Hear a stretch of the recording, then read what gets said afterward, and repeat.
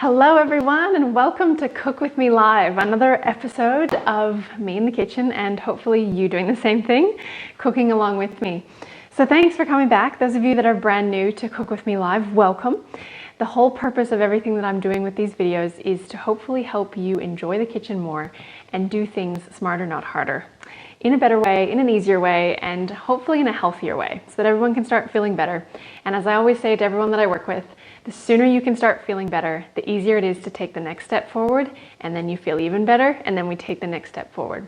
So the whole purpose of doing these videos, and those of you that are doing this regularly, I'm sure you have already, and thank you for those of you that have been writing to me and telling me about it, I know you've already started experiencing the benefits of just picking up a little tip here or a little trick there, or maybe quite a few in one video alone. Until you get into the motion and into the flow that cooking becomes second nature for you, then I'll see you on Cook With Me Live. So tonight we're making polenta slice. Now this is one of my favorite recipes, but I probably say that every time, don't I?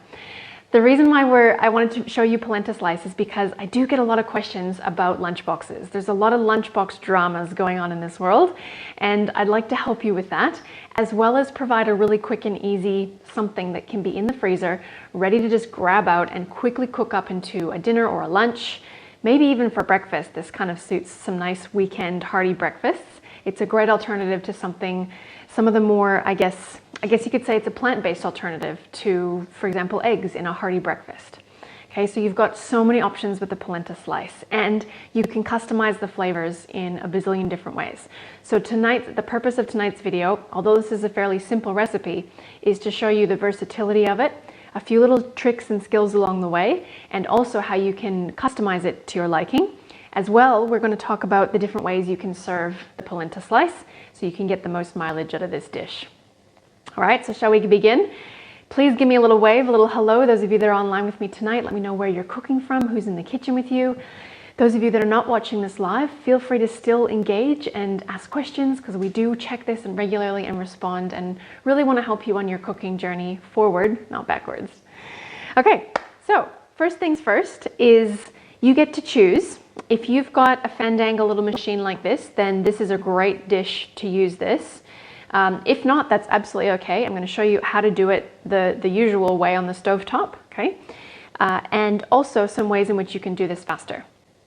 If you've tried the recipe already and you've decided that you love it, and the next time you're going to make it you want to double the batch, then unfortunately this will not be able to be used. We're going to go then to a big pot on the stove anyways. So I'm going to kind of do this as my main one tonight, simply because it's going to save time. As a bit of a wink, wink, nudge, nudge, those of you that do have one of these, it is the faster way to do this particular recipe. But if you have a regular food processor or something that we can do the chopping up of these couple of veggies with, then I would probably make use of that instead of having to hand grate or hand chop everything to put in the pot on the stove. So you've got options, and we're going to get stuck straight in. The first option that you will have is, I guess the idea of this is that you could use fresh pumpkin, as in raw pumpkin, okay? And basically what we're going to do is we're just going to take the skin off of that and then just grate it down with your regular old grater. All right, or if you have a food processor, then I would recommend using the food processor to let it do the work for you. And we would put the pieces of raw pumpkin into the food processor to blend it all up into like a fine mulched consistency, basically. So I'm going to show you what that step looks like, but just know that this recipe is sort of intended as a convenient option. If, for example, last night when you made some roasted veggies, you also tended to put some extra pumpkin into the oven, so that today you could make yourself a polenta slice. Okay, so if you've already got roasted pumpkin, then that is even quicker and even easier. We just would take the skins off that one, and we can use roasted pumpkin instead of the fresh raw pumpkin. The only difference this is going to make, actually there's two differences, okay, depending on what you want to choose. The roasted pumpkin option is going to be the sweeter, more flavorful tasting option. The raw pumpkin is going to take a little bit longer to cook, but it is faster in the sense of you don't have to already have this done. Okay, so there's little trade-offs, but it's absolutely okay both ways. It definitely works, and there's a lot of value in pumpkin, guys. So let's sneak it in. Even if you're not a pumpkin lover, or even if the kids aren't a pumpkin lovers, that's all right. It actually doesn't taste a lot like pumpkin in the end. We're going to kind of balance those flavors out with some other spices and herbs and seasonings. So don't be too afraid if someone's not a pumpkin lover. They probably won't pick up on it unless they're uber picky about it. And in that case, you could use sweet potato instead. You could use carrot. Any of those would work for the nice orange effect. Okay, so let's get started. Welcome, Cheryl. Thanks for saying hello. Just watching tonight and you're going to cook it tomorrow. Excellent. That is awesome, Cheryl. It's sometimes just easier to watch it done first and then tackle it on your own later. Okay, so like I said before, if you're not doing it with a food processor such as this one's actually going to cook it as well for me. That's what the Thermomix does. Then you would be using a saucepan. So a nice big pot, get that out for yourself. And you will be starting with the onions because we want to get the onion cooking straight away so that you can get the rest of the dish happening. Before I get to the onion though, I just want to show this step for those of you that are using a Thermomix, okay? Because if you're working with only the one jug, and that's all right, it's definitely doable with just the one jug, we're going to take the seeds out of this raw pumpkin, okay? Just roughly, because the seeds don't want to break down very easily in the machine. It'd be nice if you were a little bit more organized to have a little bag or a container in the freezer and you were to keep all these delicious seeds every time you took a pumpkin out until you had enough seeds that you could put them on their own roasting rack in the oven. Just absolutely bare, plain, no oil, a little bit of salt.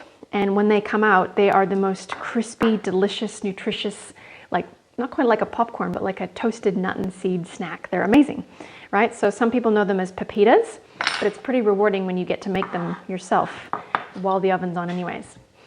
Okay, so in order to get this into the Thermomix, we're going to want to peel it, right? You could use the skin if you have well roasted your pumpkin. And you know, if you're serving this to anything other than a very picky child that would see those specks of the skin in the polenta slice and go, ooh, what's that? Then it's really delicious, and I would recommend using the skin if you're buying the organic pumpkins. There's a lot of extra value and benefit in the skin. Okay, if we're going to do this from raw pumpkin, we probably don't want to use the skin. But what I will say is, if you are going to take the skin off like this, then I would recommend that the skin be saved for your broth, for your homemade broth. Okay, now those of you that are new to Cook With Me Live, you may not have heard me speak of this yet then. Those of you that are now trained Cook With Me Livers, then you will know my trick for this is to have a bag in the freezer. So what I mean by that, bear with me here, is I keep this scrap bag in the freezer at all times, and these scraps have been washed. It's organic pumpkin. It's really good skin. There's a lot of value in this, okay? And I don't want to throw that into the compost before I get all the extra nutrients out of it into my stock. So that simply goes in there, lives in the freezer until it's full enough that I can make my own homemade broth, which is what we're going to use in the polenta to create extra flavor and to bring the extra nutritious element to it, okay? So that trick is something that doesn't take much to implement, guys. It involves a little bit of space in the freezer and just having it there on hand so that it's easy to add to, okay? So hopefully that's a little quick trick you guys can benefit from. And please feel free to type in your guys' questions. There's no such thing as a dumb question. This is your opportunity to do it. And that way then you get even more, I guess, benefit out of this because it's ever more clear as you go. The other little thing worth mentioning here when you are taking the skins off this is if you're going to be saving these skins and using them for another purpose, it's not as critically necessary that you don't get any waste of the actual pumpkin because you're still going to be benefiting from those scraps. So you don't have to be as diligent and worried about the waste if you can be benefiting from it in other ways. The seeds, however, we probably won't put into the stock because they're going to go a little bit bitter. Their tendencies to go a bit bitter in stocks. All right, so to get this thing into the machine, now if you were doing this raw and you were cooking on the stovetop, I would just peel the pumpkin as is and then we'll grate it like this until we have it all grated. It's just going to speed up the cooking process and prevent having like big chunks of pumpkin in your polenta slice. So if we're going to be using your food processor, then we just want to put it into slightly smaller pieces. And we're looking for approximately 500 grams. Doesn't really have to be exact, Okay, but we're gonna look for around about the 500 gram mark. All right, or 565, let's call that good. And because I don't really have a purpose for these, I'm just gonna add a little bit extra. And then, as you know, with the recipe, it's just a guide. If those pumpkins would otherwise get wasted, chuck them in. What would you have to do now to balance out this recipe? Technically speaking, all you have to think about is, okay, is that gonna be a wet ingredient or a dry ingredient? By the time we cook the pumpkin, there's a lot of liquid and a lot of moisture that's gonna come out of that. So we're gonna call that a wet ingredient, although it does have a lot of fiber as well. So it just might mean we have to add a little bit of extra polenta. Okay, so easy guys, right? So in this case, 675, or you could adjust and you could put less of the other stuff in as well. All right, so one step at a time. We wanna mulch this up before we overload the machine too much. So it's kind of like grating it, but instead it's kind of mincing it. And it's a lot faster. So those of you that are going to be using a Thermomix or any machine similar to this, it's going to be about speed 6 for maybe 2 or 3 seconds.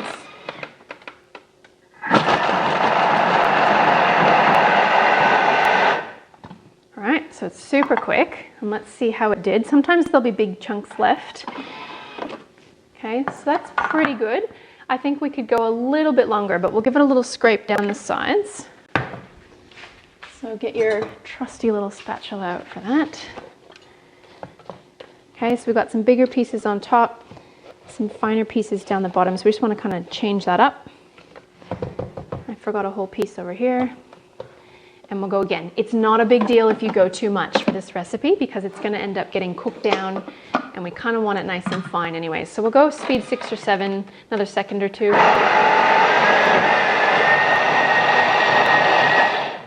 There we go. All right, now, those of you that are working with a machine like this, we'll just need to transfer that pumpkin into another bowl temporarily so we can get everything else mulched and cooking in there. So you just need an extra bowl.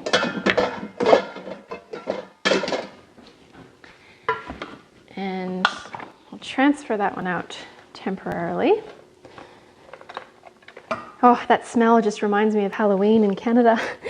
Believe it or not, in North America or in Canada, there's the type of pumpkin that we know is definitely not this green Jap type of pumpkin. It is just the kind of the one that you carve on October 30th, just before Halloween, for Halloween pumpkin carving competitions and lanterns.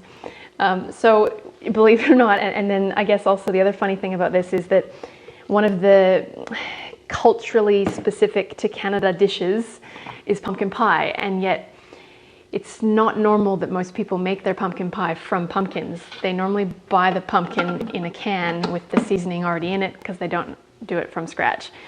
Or at least that's how I grew up with all my family and my friends.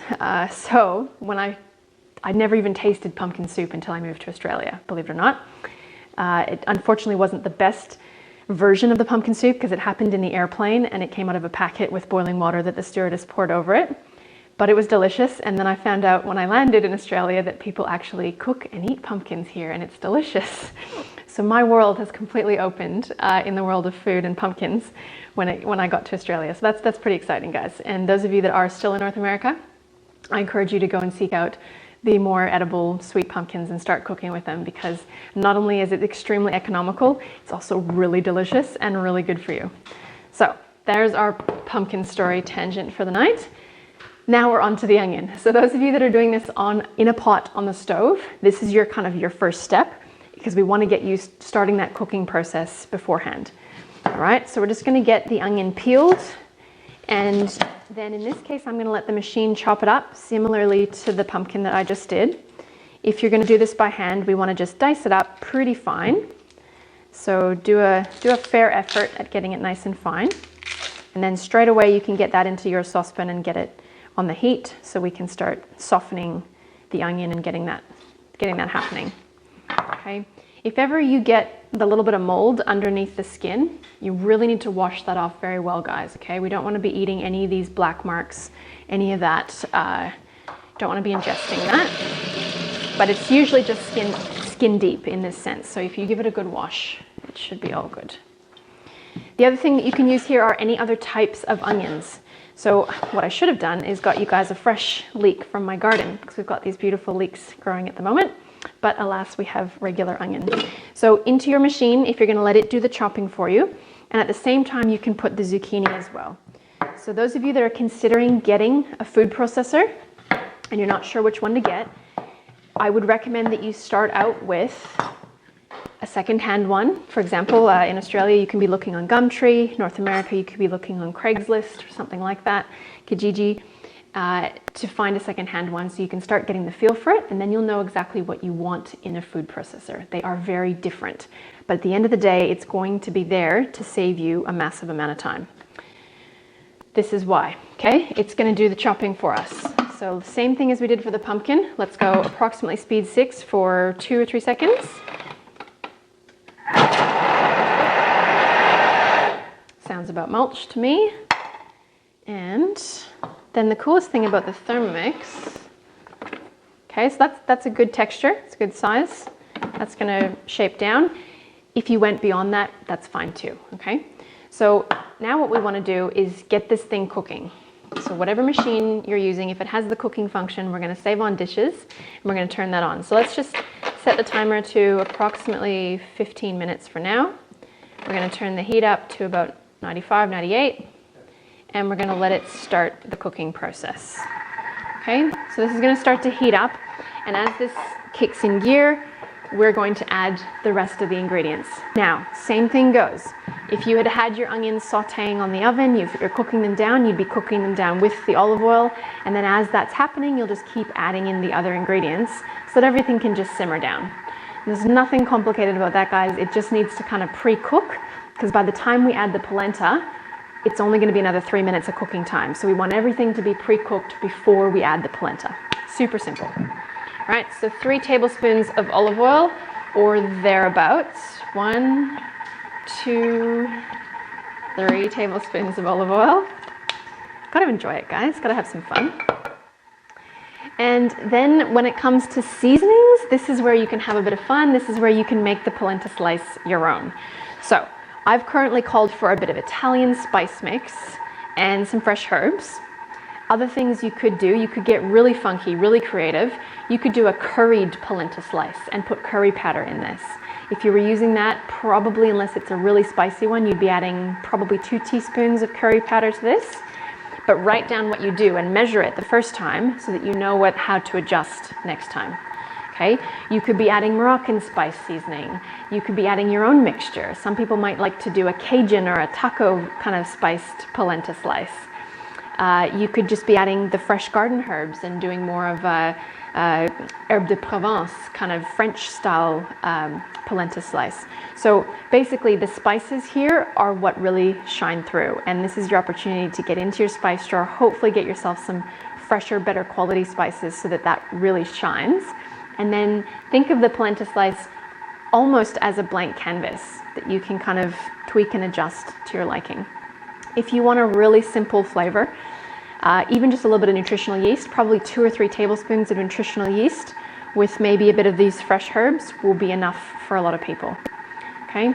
Those of you that are wanting to introduce this for kids, but you're not sure if the kids are going to go for it, and you know that they love cheese and you're eating cheese, then obviously you could, and you might not want to do this, but you could start off by adding a little bit of cheese into the mixture to gain their approval, to get them on board, and then every time you make it, you could be putting in less and less cheese if you choose, or that could be how you do it. So I'm just going to use this homemade blend of Italian spices, and it's already got my black pepper in there, so I'm not going to add any extra black pepper, but I'm going to add a bit of extra spice all together. So a couple teaspoons of that. Whatever you choose, like I said, write it down so you know for next time. I have a bit of a love for rosemary at the moment as well. So in addition to my Italian spice mix, I'll just put a little bit of a teaspoon of rosemary into there. Okay. And then we just need some salt and ideally some miso paste.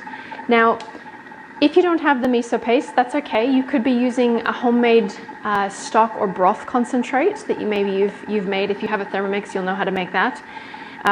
Some people are buying the really good quality. It's also a little bit more expensive, but the good quality dehydrated bone broths as a stock concentrate. So you could be using a little bit of that in there if you wish. The miso paste, as long as it's like a proper paste and fermented, unpasteurized is what we're looking for, okay? This is quite a nice, it's almost like a stock substitute. So it's a thick paste. You can get different versions of this, but kind of think of it as a stock cube concentrate that isn't full of MSG and isn't full of, I guess, some of the lesser good quality ingredients. All right, so with the miso paste, I've called for 4 teaspoons. That's roughly the equivalent of a heaping tablespoon. So I'm going to put my heaping tablespoon of miso in there. Now, those of you that are looking at this, seeing the steam coming out of there and going, oh my gosh, she's ruining the miso paste. I know, miso paste is a living fermented food so long as we don't cook it. In this case, it's pretty hard with the polenta to add it without cooking it. Okay, so in this case, we're going to have it for its flavor, guys. Sorry about that. And you can get your benefit of the fermented probiotic nature of it from your sauerkraut that we're going to serve with it. Is that okay? All right, and then we're also going to need 2 teaspoons of salt. Now, when I say salt, anytime I say salt, please understand that I always mean good salt, as in Himalayan or Celtic salt only, not table salt, not iodized table salt, nothing like that, okay? So the good salt. And that's cooking away for us, whether you're doing it this way, whether you're doing it on the stove top. We've got that kind of reducing down. It's looking good so far. And then last but not least, we're going to add our fresh herbs and let that continue to simmer before we add some more liquid. Okay. Now, depending on whether you're using the roasted pumpkin or the fresh pumpkin, is going to determine when you add the pumpkin. Okay, so if we need to still cook this raw pumpkin, we need to add that pretty soon so that it has a chance to cook down. So I'm going to do that. I'm just going to let this lid come off and going to add this mulched up pumpkin. Okay, so we'll add all of that in there.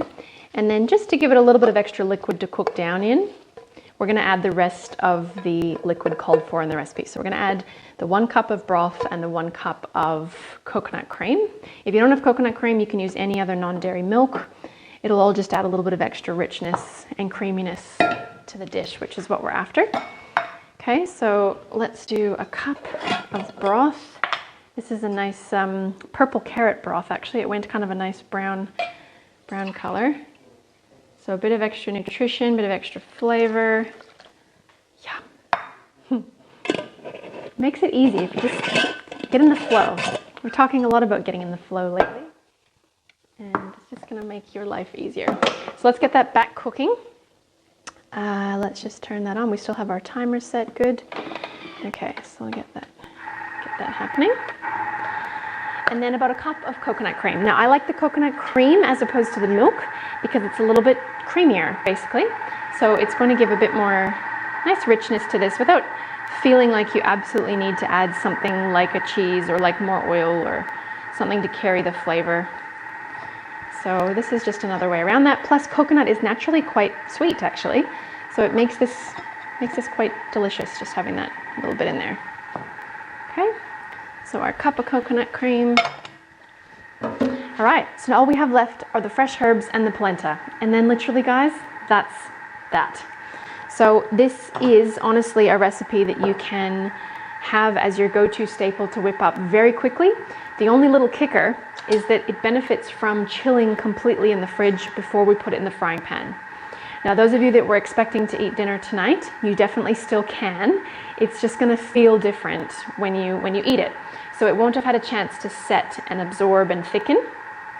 So in this case, you could either have it as a fresh, thick polenta dish with a spoon type thing or with a fork, or you could still try to let it sit for, even if you've got half an hour up your sleeve, let it sit in the fridge for half an hour, and then maybe you'll be able to gently scoop it out and give it a little fry in the pan at that point. Okay, so this is a recipe that you could quickly whip up after you've made dinner one night so that it's ready for tomorrow morning's breakfast in the frying pan, or even tomorrow morning in the frying pan before school lunch boxes are made. Okay, so when it comes to the fresh herbs, I just wanted to show you guys this too while we've got this cooking. This is called mother of herb. And if you haven't already experienced this, I've just picked this out of the garden. They're very thick and plump leaves, like really thick and succulent, like juicy leaves, and they're quite firm. They're also really fuzzy. So they feel like a little bit like a teddy bear, actually, quite fuzzy on the top. And they're called mother of herb because no one can decide what they most resemble, but they kind of resemble most of the other green herbs. So they've kind of got a bit of oregano, a bit of basil, maybe a bit of chive, a bit of thyme maybe. So they're a beautiful, flavorful addition, and they're so easy to grow in your garden. So even a couple of these is not only going to bring you a whole bunch of nutritional benefits, but an amazing flavor to something like this. Anything that you would otherwise put basil or oregano, thyme, those types of herbs into. So I'm going to chuck a couple of those leaves in. I have a few sprigs of parsley, and then I have some homegrown, I think these ones are the garlic chives. Yes, I think these ones are the garlic chives. The onion chives are still out there. So just giving them a little wipe down. But it just, if you guys have never experienced growing your own herbs, it is so rewarding to get to find your own bugs in your own dinner. No, I'm kidding. No, just kidding. It's so rewarding to get to feel like somehow I contributed to the growing of this food, which then nourishes my body. It's the best feeling ever. So if you haven't already experienced that as an adult, I would please, please, please encourage you to give it a shot, especially if you've got kids, and have them experience it at a young age as well. Okay, so I've just stacked everything up. I'm just going to chop through it. This will not necessarily get chopped down much more once we're putting it into the machine or into the pot. So I just want to get it down to nice little bite-sized pieces before we put it anywhere. Okay. How's everyone going? Any questions so far? Hey Casey, hello Lainey. Welcome Jennifer, and Carmel's on too. Thanks guys. Sorry, I've just been like head down, bum up in this. Haven't been watching you guys. Casey, love polenta. Making this in the morning to serve with some roasted veggies and poached eggies. Beautiful. What a good mama you are, Casey. Thank you. All right, and I'm even going to put those stems of the parsley in as well. They are very edible and very good for you. Okay, none of these pumpkin seeds though. Yet. All right, now, again, if you're using the machine like this, you might need to give it a little stir once we put the polenta in. For now, we could give it a little mix around just to make sure that we're getting some even cooking action there. You could also just turn up the speed to see if that'll blend it in. But let's put the herbs in now so that we can get that cooking down with it. That was probably a little bit more than the third of a cup that I called for, but I like it herby.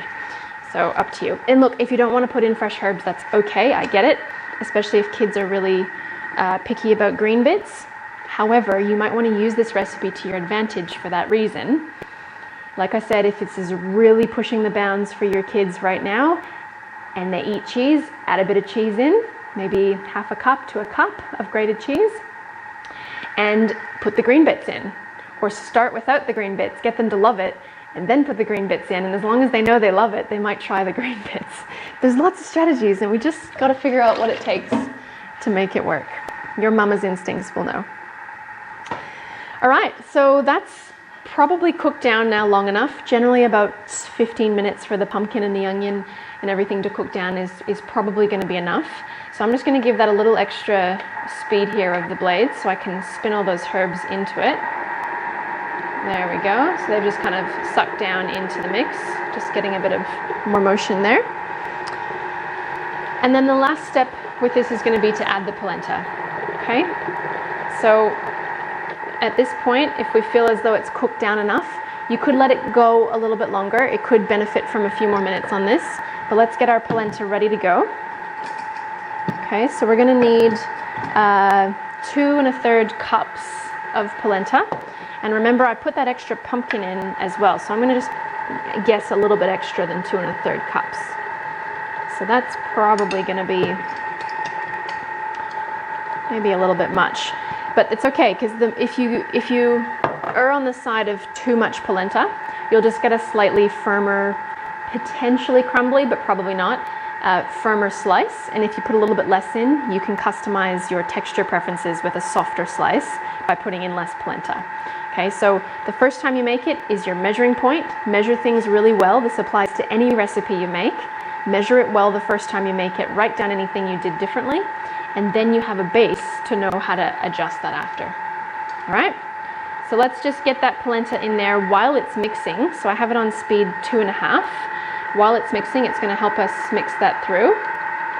Okay, and then that's going to thicken up pretty quickly here. So we're going to need the wand to give it a little stir, but it does fit easily within this jug. So we'll give that a little stir. And at this point, we can turn up the speed now to 3.5.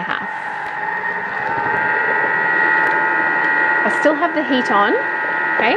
And this is going to be the same process if you're doing it in the saucepan, is that you're going to continue to stir while it cooks. All right, it's the same process. This just has a little bit of electrical help with us for the stirring. So we can give it another couple of minutes. You don't have to stir this the whole time. Doesn't need very long at all, but we want a chance for the polenta to thicken up.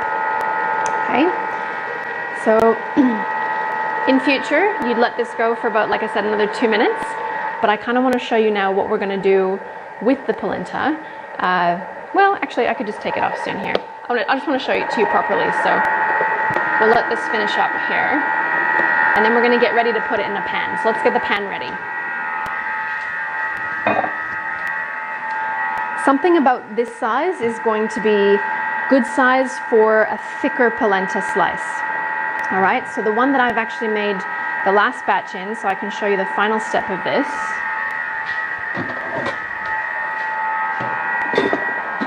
is a slightly bigger pan, okay? So this is what it looks like after it's had a chance to cool. It's quite a firm texture, and it's gonna come out of the pan really easily, so I have not oiled that, okay? And I'm gonna show you how to work with this here in a second. So that's probably my desired size, but it's probably pretty close to that anyways. All right, let's call that done. And we'll get this guy out. So this is how easy it is. This is actually a recipe that you could be doing with the kids to kind of help get them interested in cooking as well. It's very easy, it's very forgiving. And then maybe they can have a say in what flavor you get to do as well. So we can play with different herbs. You could get them, you could even do sort of a sun-dried tomato and olive one. You could do kind of a Mexican variety. There's just a lot you could do with this. Okay, so let's get all of this out before we flatten anything down. Forgive my left-handedness. And then, like I said, guys, if you know that this is a staple favorite for you, it freezes really well. So try to make a double batch every time you do it, and then benefit from getting to put some more in the freezer. The only thing, obviously, with that double batch is you won't be able to do it all at once in the Thermomix, so you'd have to do it in a big pot. But you can still use the Thermomix to do all of your chopping of your ingredients. Okay, there we go. So we'll spread that thin, and then this can go into the fridge to set. If you were to have this straight away tonight, it is okay to eat it like this. This is absolutely fine. We don't have to bake this. It just needs to set in the fridge. So this is considered perfectly fine cooked, as in that's all it needs. If you were to serve this at a party, you could bake it instead of having to fry the pieces off to serve them. So you could just let this chill, then you could cut it up and then put it in the oven, or just bake it whole and serve it cut, depending on whether you want finger food or a sit-down dish. Okay, so if you were to bake it in the oven, you'd probably bake it at about 180 degrees for maybe 30 minutes or so, and that would help make it a bit more servable for you. There we go, polenta slice, right? So those of you wondering, I guess nutritionally, this is potentially going to get more vegetables into some kids than they would otherwise eat. The corn, polenta is a corn product, guys, so really make sure that you try to source organic polenta only. And it's only because there's a lot of, I guess, messing around with corn crops around the world, whether it's genetically modified or just highly sprayed, doesn't really matter in my opinion. Let's try to go organic with the corn products. The corn that they use to make polenta and corn chips and pastas is actually a maize corn, M-A-I-Z-E, as opposed to the fresh cob of corn that we eat, like sweet corn. It's a different variety. Okay, but that is the same corn as in most of the other corn products. So really try with all of your corn products to go organic.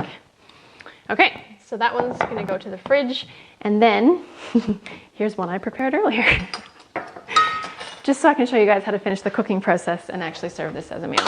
All right, so while I'm getting this cut up, I'm actually going to turn the frying pan on so that I can get that heated up, ready to go for dinner. So we're just going to let that preheat. Let's turn that on. And then you could get a little bit creative here with your shapes. You don't have to, but why not? Don't know about you, but when you have a day in the kitchen, you don't get much other opportunity for creativity. So let's make it into the food. So if you're going to do triangles, we probably need to go half, well, in this distance, we're going to go half first, half again. And then let's do thirds the other way, just to test your math skills here. Do thirds this way. So we're doing squares first, and then we're going to take the square and cut it into our triangles. So I'll show you. I know it's hard to see there right now. The first one might be a little messy.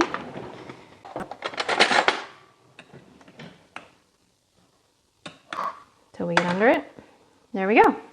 Okay, so then you've got your little triangles, and we're just going to go through and cut those. So we have something that we can work with in the frying pan. So we cut our little triangles. And those of you that are doing really creative, really cool lunchboxes and making all the other parents and kids jealous with your children's lunchboxes at school, then you could be doing shapes. You could be letting the kids get into this with their shapes. If that's going to help them have some other veggies in their lunchbox, I am totally cool with cutting them into custom shapes. And then you, being the wonderful parent that you are, you're going to eat all the scrap pieces between the shapes. There we go. Okay, so we've got some triangles to work with. Next up, we're going to put them in the frying pan, and that's it, guys. Now, if you're not using a frying pan, you could be using a sandwich press. It's kind of nice if you've got one of the ones with the little grill marks in it. You could be doing these on the barbecue, but really low heat, so it has time to actually heat through. Pretty much any way that we can kind of sandwich press them or fry them, just to warm them up. They're quite nice served that way. Otherwise, they're perfectly edible like this, and some kids might prefer it cold. So I'll leave that choice up to you. So coming back, let's get these in the frying pan, and then we can discuss some of the other things that you can serve with it, because about 5 minutes before I started this video, I went, right, okay, what else are we having with this for dinner? And I looked in the fridge, and I'll show you what I came up with later, because that's the benefit of being in the flow, which is something, like I said, that I talk about fairly often. All right, so we've got our pan heating up. Let's put a little bit of oil in there now.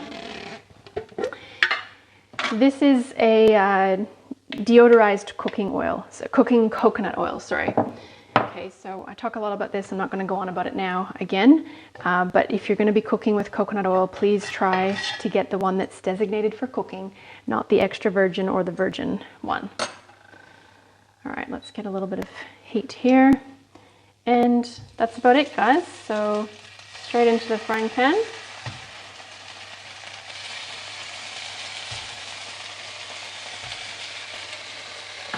Okay. You could put more in there if you needed to cook more at once.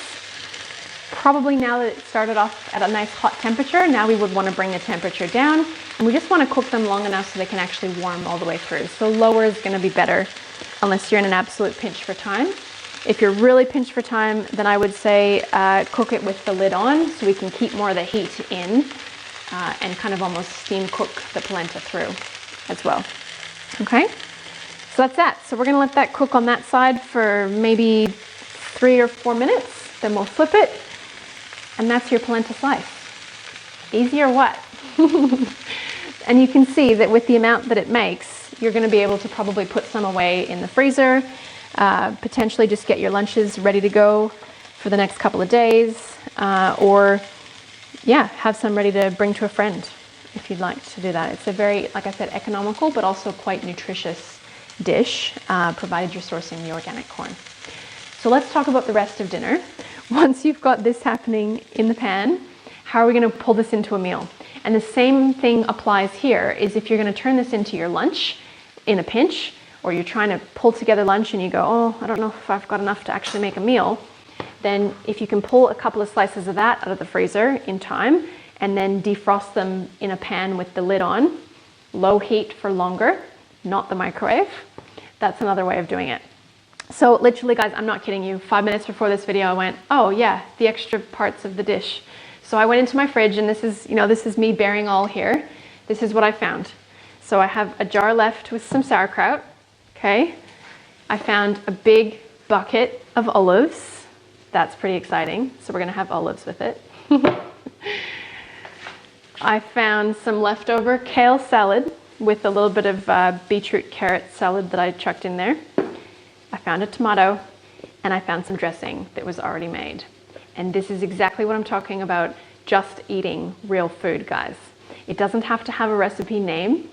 The polenta squares are just gonna conveniently round out this dish. You could think of it like that. And it's just amazing how quickly you can pull together something that's not only satiating, but it's delicious, and it's actually gonna nourish and feed your body rather than just fill you. Okay, so I get really excited about this kind of thing, because once you're in the flow, once you have the skills and you have the know-how on how to make yourself more efficient in the kitchen, next thing you know, you're eating better, you're feeling better, things are flowing, there's more harmony in the household, win-win for all. How are we doing here, guys? Jennifer, what temperature did you use with the Thermix? Good question. I had it on 98. You probably could vary that anywhere from 90 to 110. I just didn't necessarily want to bring it to a rumbling boil, so I kept it just below the 100. 98 should be about good. Good question. So I'm going to start kind of plating up while these finish cooking, so you can stay right there. I'm just going to grab a plate and check on these little guys. I probably need to flip them, but probably don't need to see all this detail. We can if you want to come back. And we just want to get under them. And we'll give them a bit of a flip. They haven't really had a chance to brown yet. Oh, that piece stuck. All right. I probably didn't quite properly heat up my pan first, but that's all right. There's always a sacrificial anode, and then the next ones will be perfect.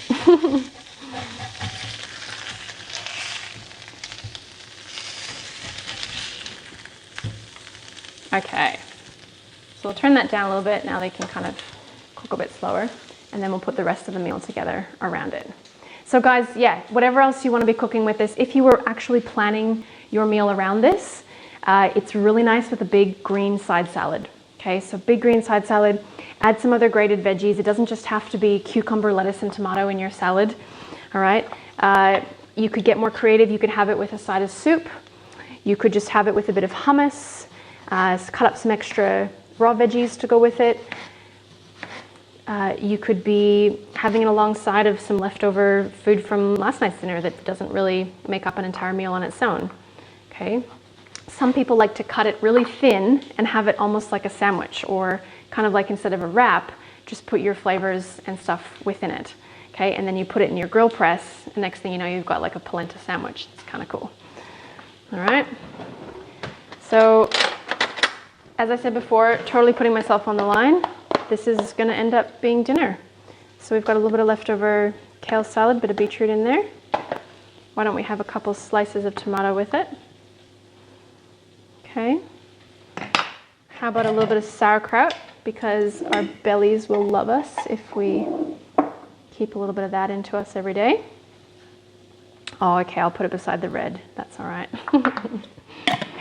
And I love olives, so we can put some of those on the plate. These are nice, certified organic, beautiful olives, actually. Some of the best ones I've had in a very long time. And it's obviously more economical to buy them by the bucket. So let's do a couple of olives. And then we'll have that with our polenta slice. Okay, and put a little bit of extra cashew dressing that happened to be in the fridge. This is so nice, guys. You just make up a big batch of your favorite dressing for the week, and then you have it on hand. We can do a little bit of dipping sauce for our polenta slice and pull that into our salad there as well. Okay? Otherwise, you might just be having your polenta slice as an after-school snack for the kids, for yourself. Like I said, you have it with breakfast. If I was doing it for breakfast, I would probably saute it up with a bit of kale, some spinach, maybe throw in some mushrooms and onions. You could have it with some baked beans, maybe some grilled tomatoes. Oh, it's just like, there's so many satiating options. I'm salivating here. It's really nice with hot sauce. If you're making your own hot sauce, your own barbecue sauces, really good with a bit of hummus or chutneys, some nice chutneys. I'm gonna stop talking and I'm just gonna serve it so I can eat. And hopefully you guys are cooking this so you can smell it. Otherwise you'll be making it soon. All right. So maybe not my best grilling efforts, but you get the picture. Okay, so let's do some polenta slice, nice and warm. Come here. There we go. And that can be a yummy dinner or snack or breakfast, whatever you're feeling. And why don't we have a little bit of mother of all herb with that today too. There we go, guys.